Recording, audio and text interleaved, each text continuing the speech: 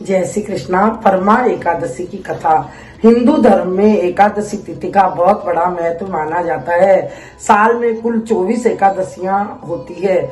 इस साल अधिक मास होने से 26 एकादशी पड़ रही है। इस एकादशी का बहुत बड़ा महत्व है और इसकी कथा इस प्रकार है।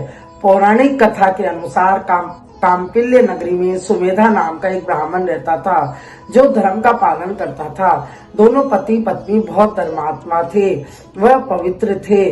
वह दोनों पूजा पाठ सत्संग कीर्तन खूब नियम से करते थे, परंतु वो बहुत गरीब थे। उनके घर में अन्न का एक दाना भी नहीं रहता था। वे दोनों बहुत दयावान व धार्मिक प्रवृत्ति के थे। कभी कुछ खाने को मिलता तो पहले अतिथि को खिलाकर फिर खुद खाते थे। एक बार कौंडिन्य ऋषि उनके घर आए। दोनों पति पत्नी ने उनकी खूब सेवा करी और बहुत प्रसन्न हुए। ऋषि उनकी सेवा पूजा से बहुत प्रसन्न हुए और बोले कि मांगो, आपको क्या वरदान चाहिए। तब दोनों पति पत्नी ने कहा कि हमें दरिद्रता से निजात चाहिए, हमने बहुत कष्ट झेले हैं। महर्षि ने ब्राह्मण दंपति को अधिक मास की परमा एकादशी का व्रत करने के लिए कहा और उसकी पूजन विधि व उसका महत्व समझाया। ऋषि ने कहा कि परमा एकादशी करने से इस दुख दरिद्रता का नाश होता है और सब मनोकामना पूर्ण होती है और मोक्ष की प्राप्ति होती है। भगवान विष्णु के निमित्त किया गया व्रत, उपवास, दान, पुण्य, यज्ञ और सत्संग कीर्तन का बहुत बड़ा महत्व है। इस एकादशी को करने से यक्षराज धन के कुबेर देवता बने, वह हरिश्चंद्र राजा बने। ऋषि बोले कि परमा एकादशी का व्रत करने से सारे संकट दूर होते हैं और इस व्रत को हर मनुष्य को करना चाहिए। यह व्रत सबको करना चाहिए। इसके बाद ब्राह्मण ब्राह्मणी ने दोनों परमा एकादशी का व्रत किया और नियम का पालन करते हुए भगवान विष्णु की पूजा अर्चना करी।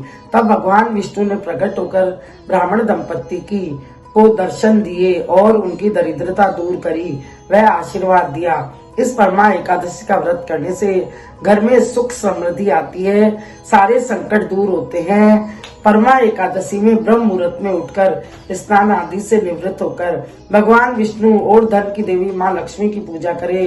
फल फूल धूप दीप अक्षत चंदन और दुर्वा से करे।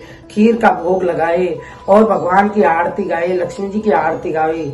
सावन महीना होने से शंकर भगवान की पूजा अर्चना करे। शिव गौरा की विधि विधान से पूजा करे। ओम नमः शिवाय का जाप करे, पंचाक्षर मंत्र का जाप करे, शिव चालीसा के पाठ करे, शिव पुराण के पाठ करे, रुद्राभिषेक करे।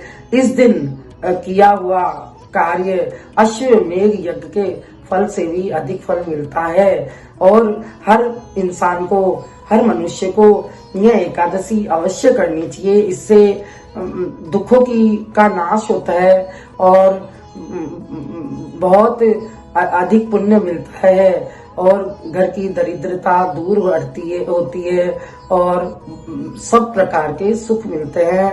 सब मनोकामनाएं भगवान विष्णु और भगवान शंकर भगवान मनुष्य की सब मनोकामनाएं पूर्ण करते हैं। बोलिए परमा एकादशी की जय। पुरुषोत्तम भगवान की जय। शंकर भगवान की जय।